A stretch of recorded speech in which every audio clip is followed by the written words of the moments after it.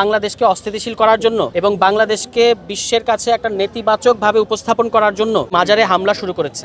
আমরা দেখতে পাচ্ছি যে অন্তর্বর্তী সরকারের আমল থেকে বাংলাদেশে কিন্তু মাজার একদিন দুদিনের না, বাংলাদেশের বিভিন্ন জায়গায়, যেমন কিছুদিন আগে বগুড়ার মহাস্থানগড়ে একটা বড় সম্মেলন হয়ে গেল, এরকম বাংলাদেশের বিভিন্ন জায়গায় বিভিন্ন ধরনের মাজার আছে এবং আমাদের ইসলাম ধর্মের ভেতরেও নানা ধরনের মতবাদিক তর্ক আছে, কিন্তু কখনো সেটা হামলায় গড়ায় নাই। কিন্তু আমরা অন্তর্বর্তী সরকারের আমল থেকে দেখতে পাচ্ছি যে এখানে দেশি বিদেশি নানা ধরনের কুচক্রী মহল তারা বাংলাদেশকে অস্থিতিশীল করার জন্য এবং বাংলাদেশকে বিশ্বের কাছে একটা নেতিবাচকভাবে উপস্থাপন করার জন্য এই মাজারে হামলা শুরু করেছে। এবং দুঃখজনক ব্যাপার হচ্ছে এই হামলাগুলোর কোনো বিচার হয় নাই। আমরা সেটার গড়াতে এই পর্যন্ত দেখলাম সারা দেশের বিভিন্ন জায়গায় মাজারগুলোতে হামলা হয়েছে।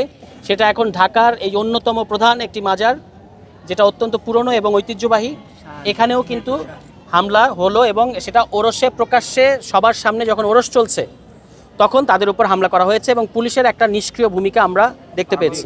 বরং আমরা পত্রপত্রিকায় পুলিশের যে দায়িত্বশীলদের যে বক্তব্য দেখেছি সেটা অত্যন্ত ন্যাক্কারজনক, অত্যন্ত নিন্দনীয়। তারা বলেছেন যে এখানে মাদকের বিভিন্ন ধরনের সেবন করা হয়, এই জন্য মাদক সেবীদের বিরুদ্ধে এটা একটা অভিযান ছিল।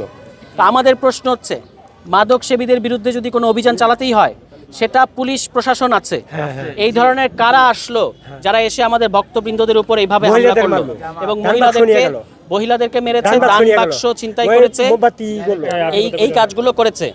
এবং পুলিশ এখানে, আমরা বলবো যে পুলিশ এটাকে প্রশ্রয় দিয়েছে, বর্তমান সরকার এটাকে প্রশ্রয় দিয়েছে।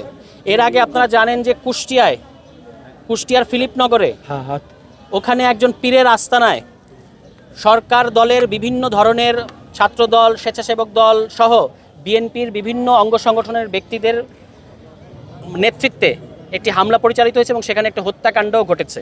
কিন্তু আজকে পর্যন্ত সেই হত্যাকাণ্ডে যারা জড়িত তাদের কাউকে কিন্তু গ্রেফতার করা হয় নাই।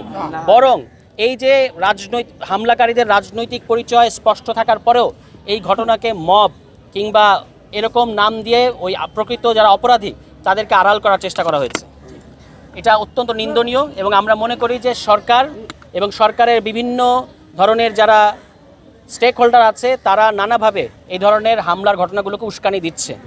আমরা আজকের এই উপস্থিতি থেকে, এই আজকের এখানে পরিদর্শন থেকে পরিষ্কারভাবে বলতে চাই যে গত 1.5 বছরে যতগুলো হামলা হয়েছে প্রত্যেকটি হামলার বিচার করতে হবে।